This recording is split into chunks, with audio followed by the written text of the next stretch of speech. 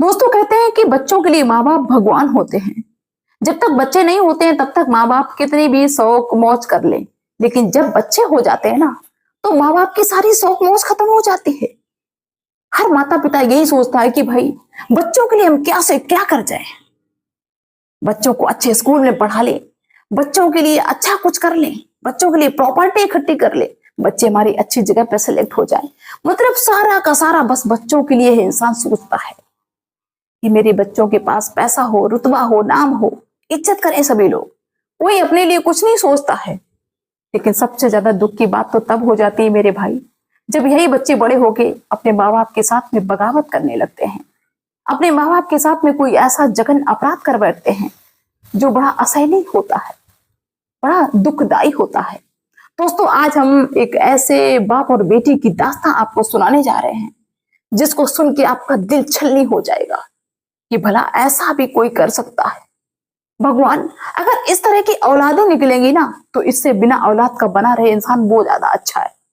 एक बाप जिसने अपनी बेटी को उंगली पकड़ के चलना सिखाया, लेकिन दोस्तों वो लड़की गलत रास्ते पे जब चलने लगी तो बाप ने उसको रोकने की कोशिश की।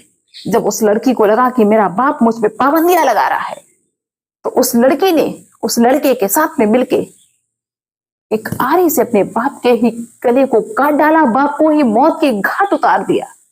अब ये बताइए कि कौन किस पे भरोसा करे। दुश्मन हो तो उससे लोग सतर्क रहते हैं, लेकिन जब अपना खुद का खून ऐसा हो जाए ना तो इंसान कैसे बच सकता है। दोस्तों ये घटना बड़ी ही दुख भरी है, बस थोड़ा सा समय निकाल के इस घटना को पूरा सुनिए। आइए दोस्तों, आप सभी का बहुत बहुत स्वागत है मेरे YouTube चैनल में एक और सच्ची घटना में। दोस्तों ये सच्ची घटना है उत्तर प्रदेश के कन्नौज जिला के अंतर्गत एक तहसील पड़ती है छिबरामऊ तहसील। छिबरामऊ तहसील के अंतर्गत एक गांव पड़ता है करमुल्लापुर गांव। दोस्तों इस करमुल्लापुर गांव में एक व्यक्ति रहते हैं जो कि सचिव थे, सचिव के पद पे तैनात थे और वो सौरभ में ड्यूटी करते थे, डेली आते जाते थे। इनके दो बच्चे थे, जिनमें एक बेटा जो बड़ा था उसका नाम सिद्धार्थ है और बेटी जो छोटी थी उसका नाम निशा था। सब कुछ बढ़िया चल रहा था, बड़ा परिवार अच्छा था, हैप्पी फैमिली थी, किसी प्रकार की कोई दिक्कत नहीं थी। और जिसका बाप गवर्नमेंट जॉब करता है, जाहिर सी बात है कि उनकी बच्चों की तो कोई कमी होगी नहीं, सब चीजें आगे से आगे मिलती हैं। दोस्तों क्या होता है कि जो सिद्धार्थ था उनका बेटा, वो ग्रेजुएशन कर रहा था और जो बेटी निशा थी वो 12th में थी और वो पास में ही सिकंदरपुर इंटर कॉलेज में स्कूल पढ़ने जाया करती थी। दोस्तों इस स्कूल में क्या होता है कि इस लड़की का चक्कर इसी स्कूल में पढ़ने वाले एक दूसरे कास्ट के लड़के के साथ में चलने लगता है। एक दूसरे को पसंद करने लगते हैं, एक दूसरे से बात करने लगते हैं, एक दूसरे के साथ मरने जीने की कसमें खाने लगते हैं। लेकिन दोस्तों कहते नहीं कि इस तरीके की बातें कहाँ छुपने वाली। धीरे धीरे ये बातें उस निशा के घर तक पहुंच जाती हैं। जब उसके घर वाले जानते हैं कि मेरी बेटी इस तरह का काम कर रही है, एक अदर कास्ट के लड़के से बात कर रही है, कोई जानेगा तो उनकी बदनामी होगी। सभी लोगों को अपनी इज्जत प्यारी होती है और बदनामी के डर से लोग सख्ती करते हैं अपने बच्चों पे जब बच्चे गलत रास्ते पे होते हैं। तो इस लड़की के घर वालों ने भी सख्ती की, पिताजी ने बहुत ज्यादा समझाया, इसको डांटा चिल्लाया, लेकिन दोस्तों ये लड़की बाज नहीं आई। ये लड़की वही करती जो इसके घर वाले मना करते, नहीं मानती। ये ना इसने फोन करना बंद किया, ना इसने उससे मिलना बंद किया। यहाँ तक कि एक लड़का उसके घर पे आ जाता है और जब इसके बाप ने उसको देख लिया, रंगे हाथ पकड़ लिया, तो बाप ने बहुत इसको डांटा चिल्लाया और इसके भाई ने मारा और घर में बंद कर दिया कि तू घर में ही रहेगी, अब कहीं नहीं जाएगी, ना तो स्कूल जाएगी, ना फोन चलाएगी, ना बाहर आएगी, ना जाएगी। लेकिन दोस्तों इस लड़की को बिल्कुल भी रास नहीं आया कि मेरे घर वाले मुझ पे इतनी सख्ती कर रहे हैं, मेरे घर वाले उस लड़के से बात नहीं करने देते, उससे मिलने नहीं देते। इस लड़की को अपने घर वाले दुश्मन लगने लगे, इसको फूटी आंख नहीं भाने लगे। इसके मन में बस यही चले कि मुझे उससे मिलना है, फिर चाहे मुझे इनका खून भी करना पड़े। दोस्तों इस लड़की का दिमाग सनक गया, इस पे भूत सवार हो गया, इसको कुछ भी समझ में नहीं आ रहा। ये कुछ दिन तो ऐसा चलता रहा, लेकिन एक दिन इसने चुपके से उस लड़के के पास फोन किया और कहा, अपना जो भी बातें की वो कही। इसके बाद में इसने कहा कि मुझे नींद नहीं आती है, और हम सो नहीं पाते, हम पागल हो जाएंगे, हम मर जाएंगे। जैसे भी हो सके वैसे मेरे पास नींद की गोली पहुंचा दो। उस लड़के ने एक पत्ता पूरा उस लड़की के पास नींद की गोली पहुंचा दी। अब दोस्तों क्या होता है कि इस लड़के ने, निशा ने, अपने घर वालों के खाने में वही नींद की गोलियां मिलाना शुरू कर दिया। और जैसे ही पूरा घर सो जाता वैसे ही छुपके से फोन उठा लेती, कहीं पिताजी का फोन उठा लेती, कहीं अपने भाई का फोन उठा लेती और उनसे बात कर लेती। लड़के से सारा अपना दुख दर्द बयां करती। यहाँ तक कि इस लड़के ने अब उस लड़के के साथ में मिलके ये प्लान कर डाला कि मेरे घर वाले मुझ पे बहुत सख्ती करते हैं और भाई हम तुम्हारे बिना बिल्कुल भी जी नहीं सकते, मर जाएंगे तुम्हारे बिना। या तो तुम मुझे यहाँ से ले जाओ, नहीं तो मेरे पूरे परिवार को खत्म करने में मेरा साथ दो। ये मेरी दुश्मन है, मुझको डांटा, मुझको मारा, हम इनको देखना नहीं चाहते, हम इनको खत्म कर देंगे। दोस्तों इन दोनों का प्लान बन जाता है। ये लड़की लगातार 8 दिन से अपने घर वालों के खाने में यही नशीला पदार्थ मिलाती रही, लेकिन किसी को खबर नहीं लगी। कानो कान जब नींद आ जाती तो सभी लोग सो जाते आराम से, उनको लगता है कि हाँ भाई मुझे नींद अच्छी आ रही।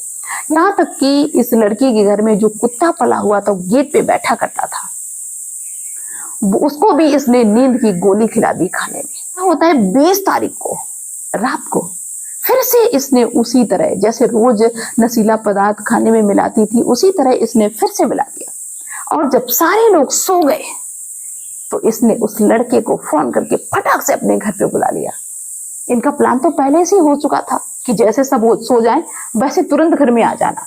वो लड़का पहुंच जाता है, 12 बजे का समय होता है मेरे भाई। ये लड़की और वो लड़का तेज हथियार जो धारदार था उसको लेके अपने पिताजी के कमरे में जाते हैं। पिताजी सोए हुए थे।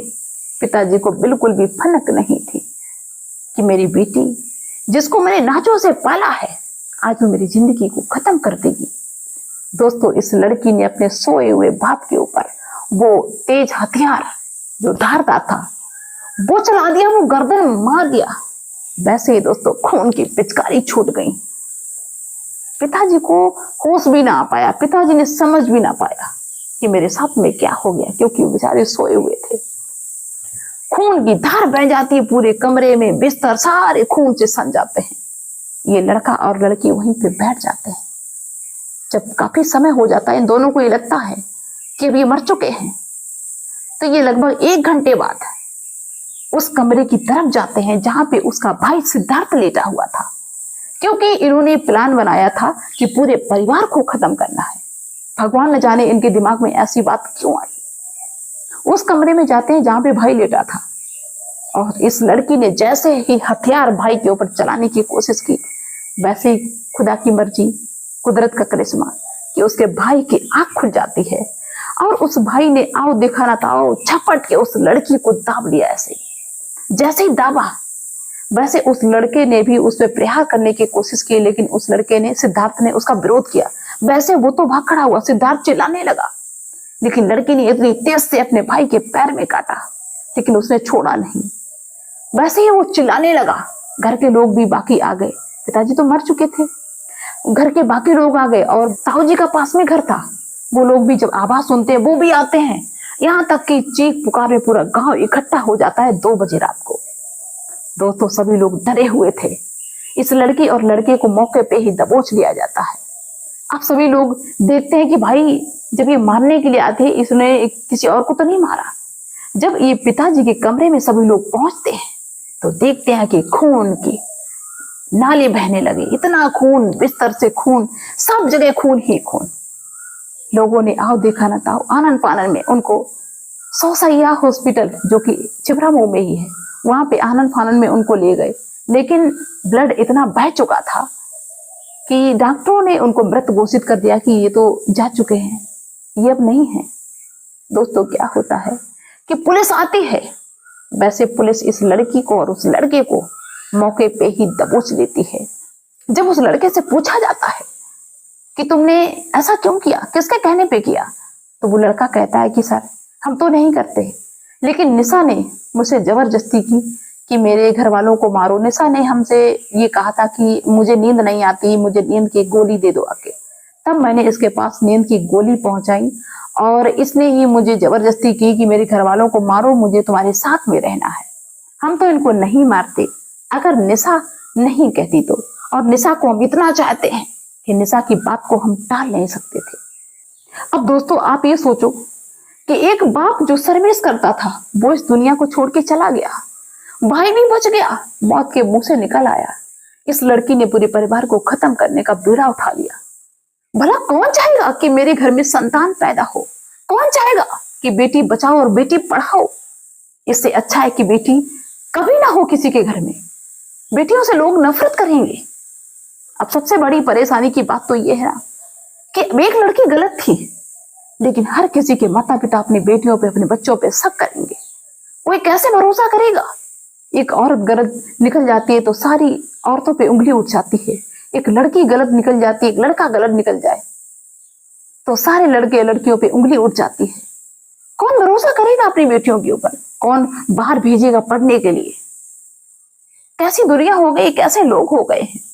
सभी से हाथ जोड़ के रिक्वेस्ट कर रहे हैं जो भी मुझे देख रहा है कि भाई इस तरह का अपराध मत करिए। माँ बाप हमारे बहुत संघर्ष करते हैं हमारे लिए। माँ बाप की जिंदगी सिर्फ बच्चों के लिए ही होती है। बच्चों के हो जाने के बाद में ना माँ बाप की जिंदगी का कोई मतलब नहीं होता है। उनका सिर्फ यही मतलब होता है उनके जीने का कि मेरे बच्चे अच्छी जगह पर सेलेक्ट हो जाए, मेरे बच्चे ये कर जाए, मेरे बच्चे वो कर जाए। और जब बच्चे इस तरह का काम कर जाए ना तो क्या होना चाहिए भाई? आप सभी लोग अपनी राय अवश्य रखना। इस घटना को सुनाने का मेरा मतलब ये नहीं कि हम आपको परेशान कर रहे हैं, बल्कि इसलिए कि भाई सजग हो जाओ, इस तरह का काम मत करो। माँ बाप से बढ़ के हमारे लिए दुनिया में कोई नहीं है। कोई कितना भी कर ले, हमारे माँ बाप के बराबर नहीं हो सकता है। एक बाप जिसने 20 साल पाला तुम्हें नाजों से, एक 2 दिन आए लड़के ने पूरे घर को तहस नहस करवाने की क्षमता बना ली। दूसरा कैसे घुस गया? 20 साल का प्यार कम रह गया? बस चंद पलों का प्यार बाप को खा गया। बड़ा दुख होता है जान के भाई।